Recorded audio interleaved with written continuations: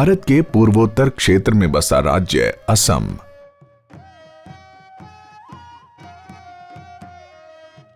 अपने विशाल घने जंगलों के लिए विश्व प्रसिद्ध है।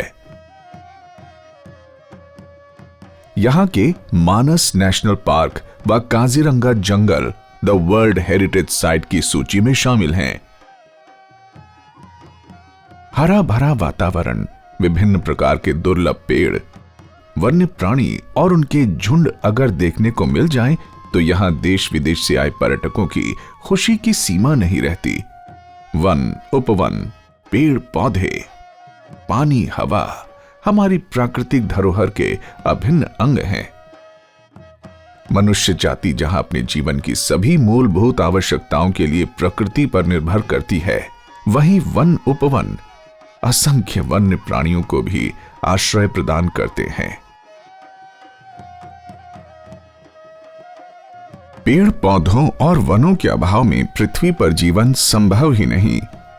इस तथ्य व सत्य को अत्यधिक गहराई से महसूस किया असम के जोरहाट शहर के छोटे से गांव में रहने वाले बहुत ही साधारण शख्स जादव मोलाई पायंग ने। जादव मोलाई पायंग का गांव असम में बहती विशाल ब्रह्मपुत्र नदी के किनारे बसा है। ब्रह्मपुत्र नदी में बारिश के मौसम में अक्सर बाढ़ आ जाती है।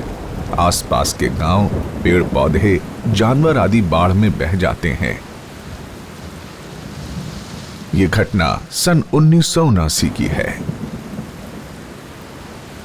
ब्रह्मपुत्र में आई बाढ़ ने तबाही मचा दी थी।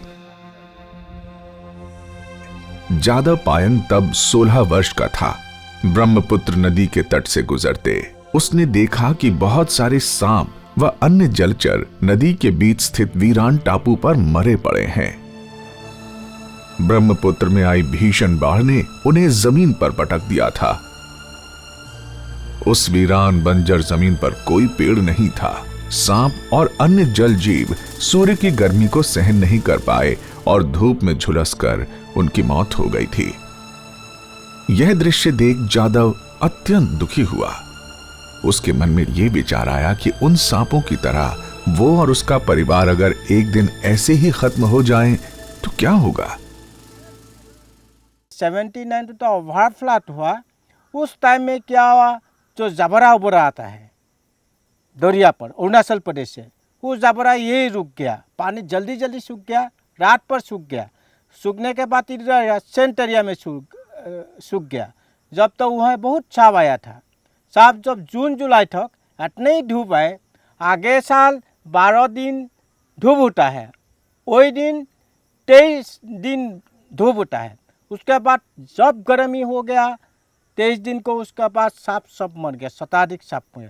जब तब मैं आया बाफेलो देखने के लिए, उसके बाद मेरा प्यार लगा जो सांप तो मर गया, एक दिन हम लोग कैसे ही मर जाएगा। वो दिन देखा गाय सब पानी में रहता है, कुत्ता सब भी पानी, इतने ही धूप है।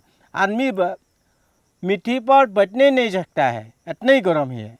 इसके लिए वो लोग का साथ नहीं मरने से क्या करने पड़ेगा, मेरा दिमाग में आ गया। उसके साथ दूसरा दिन गया था बाफेलो के साथ से मैं गया था देवरी कम्युनिटी, ट्राइबल आदमी है, यहाँ से 5 किलोमीटर डिस्टेंस है। वो लोग भी गाय पालन करता है, बाफेलो पालन करता है। उसको साथ पुसाया ससा, सांप नहीं मरने से क्या करेगा। वो लोग बोला कि आप विश्व से सब उस्ता घास रोपो। मेरा मालूम नहीं है विश्व से सब उस्ता घास क्या, तो वो लोग समझा दिया है कि बैम्बो।